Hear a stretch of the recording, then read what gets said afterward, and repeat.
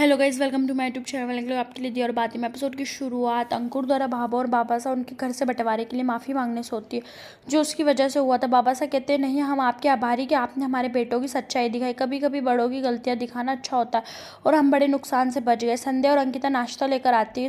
अंकुर सभी को बताता है कि वह उन सभी को रिसोर्ट भेजना चाहता है। भाभो कहती, छवि और छोटू अकेले रह जाएंगे। अंकुर कहता है कि आप उन्हें साथ ले जा सकते, नाम मत कहना, कृपया मेरी इज्जत रखो और जाओ। भाभो कहती कि हाँ, अब हम कैसे ना कह सकते, और वे सहमत हो जाते हैं। अंकुर उनका धन्यवाद करता है। बाबा से कहते हैं कि डॉक्टर ने भी कहा था कि भाभो को बदलाव और आराम की जरूरत है, लेकिन आपने उन्हें सहमत करना संभव ना बना दिया। सूरज अंकुर से संध्या के बारे में पूछता है, उसे ऑफिस से छुट्टी कैसे मिलेगी, कुछ दिनों में उसकी ड्यूटी होगी। बुलबुल अंकुर को खिलौना दिखाती है और उस पर चाय गिर जाती है। वह सॉरी कहती, संध्या उसे उसके कपड़े साफ करने के लिए ले जाती है। वह पूछती कि उसने रिसोर्ट क्यों बुक किया। अंकुर कहता है कि मेरी तरफ से ज़रूरी था, मुझे तुम मेरी बात से सहमत नहीं हो, इस बार मना मत करो। सूरज को लगता है कि मैं उससे नाराज़ हूँ। मैं चाहती थी कि तुम दोनों खुश रहो। मैं चाहता था कि उसे उसकी गलती का एहसास हो। मुझे उससे कोई कड़वाहट नहीं है। उसे नहीं पता कि मैं तुमसे नाराज़ हूँ, जानती हो।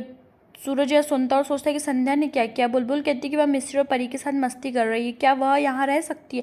अंकुर कहता है कि बुआ छुट्टी पर जा रही। संध्या कहती है कि उसे यहाँ रहने दो। अंकुर उसे अनुमति देता है और संध्या से अपना ख्याल रखने के लिए कहता है। भाभा और बाबा सब बैग पैक करते हैं और वे जाने के लिए उत्साहित होते हैं। वह कहती है कि संध्या ने छुट्टी लेकर अच्छा किया, सूरज और संध्या खुश रहेंगे। बाबा सा कहते हैं, हाँ, मैं काम करूंगा, तुम बैठो और आराम करो। वह कहती है कि मैं नहीं चाहती कि तुम कोई काम करो। वह कहता है कि मुझे काम करने का मौका दो, मैं आलसी हो गया हूँ। वे दवाइयाँ देखते और एक प्यारा सा दृश्य होता है।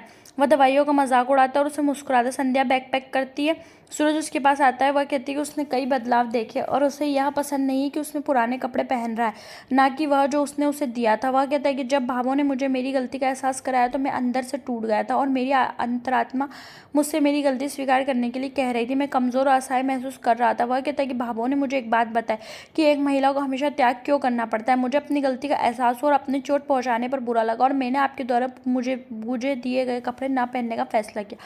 वह उसे गले लगाती और कहती कि हम साथ हैं, तुमने मुझे घर वापस ला दिया, मुझे तुम उन कपड़ों में पसंद हो। यह मुझे याद दिलाएगा कि हम उस बुरे समय में आगे निकल गए।